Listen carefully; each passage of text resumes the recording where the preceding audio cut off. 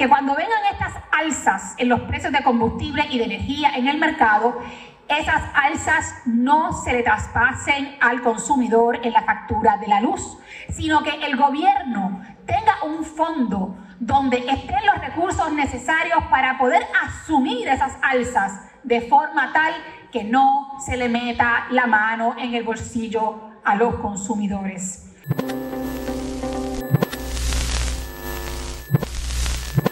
La resolución conjunta del Senado 240, que pretende suspender temporalmente por espacio de 45 días el impuesto de la crudita,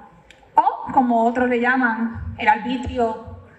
a la gasolina y al diésel, sin duda alguna, como otros compañeros han señalado, es un paso positivo, pero no es un paso suficiente para atender el problema del alza en los precios de combustible, que se traduce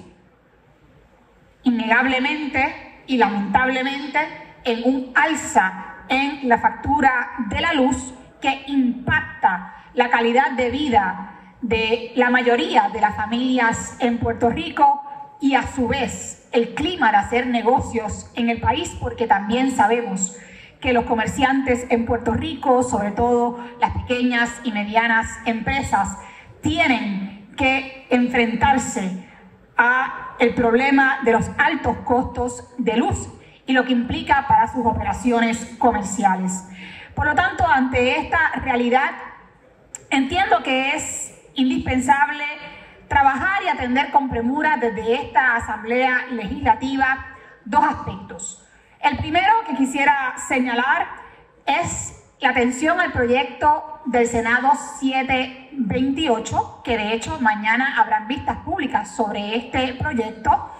del cual somos autores el senador Ramoncito Ruiz, la senadora Gretchen Howe,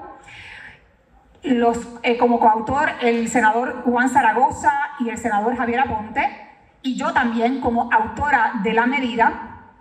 Presentamos este proyecto para crear un fondo de estabilización del costo de energía eléctrica. Este proyecto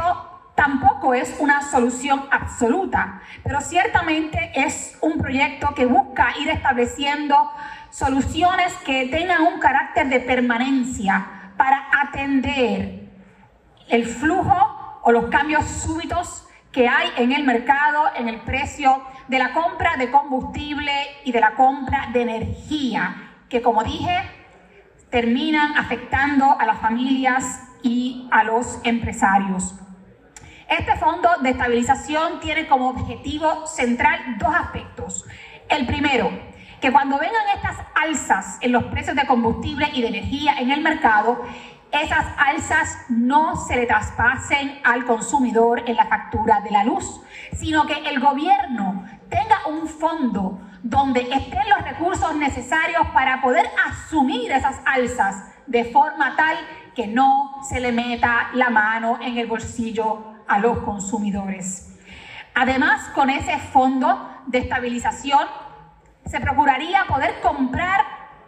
combustible y poder comprar energía cuando los precios sean favorables en el mercado, de manera tal que podamos tener una reserva,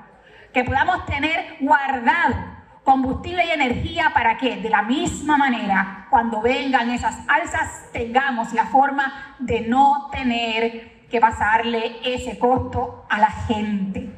Así que entiendo yo que en el día de mañana, en el que se estarán realizando las vistas públicas sobre este proyecto, debemos atender con atención particular este proyecto de ley de manera tal que pueda ser considerado por nosotros con la mayor premura. Debo decir, para aquellos que se están preguntando de dónde van a salir los fondos, que creo que es una pregunta neurálgica, el proyecto establece como partida inicial que se propone que se recobre la deuda no corriente que tienen las agencias de gobierno con la Autoridad de Energía Eléctrica hasta abril de 2021, que representa actualmente alrededor de 233 millones de dólares. Además, ese fondo se estaría nutriendo de las partidas y asignaciones tanto de dinero local, fondos locales, como de fondos federales que puedan ser utilizados y destinados a ese fondo. Pero se hace necesario crear la estructura, crear el andamiaje a través de legislación para poder entonces hacer los depósitos correspondientes para estos fines específicos. Por otra parte, cuando entendemos el tema del alza en el combustible, no podemos obviar la discusión sobre lo que pudiese ser el acuerdo final de reestructuración de la deuda de la Autoridad de Energía Eléctrica. Gracias a Dios, el acuerdo anterior fue cancelado porque ciertamente iba a ser fatal para la inmensa mayoría de los puertorriqueños. Así que ahora nos toca a nosotros como Asamblea Legislativa ante esta coyuntura donde todavía no se ha finiquitado acuerdo alguno, estar atentos, insertarnos en la discusión continuamente para asegurarnos que si es tan siquiera viable un acuerdo de reestructuración de la deuda, porque también pudiese argumentarse que el nivel de insolvencia de la Autoridad de la Energía Eléctrica realmente es insostenible en sí misma, pero bueno, en el caso de poder llegar a un acuerdo de reestructuración, nos toca a nosotros como cuerpo asegurar que ese acuerdo no represente otro asalto al bolsillo de los puertorriqueños. Esto quiere decir que hay mucho trabajo por hacer y que es tiempo de que estemos vigilantes para que se pueda lograr el acuerdo que beneficie de forma principal a las personas. Espero, compañeros, que podamos atender estas medidas, como les dije, con la premura posible, de manera tal que quien se beneficie sean las familias, sean los individuos y sean los comerciantes que echan este país para adelante.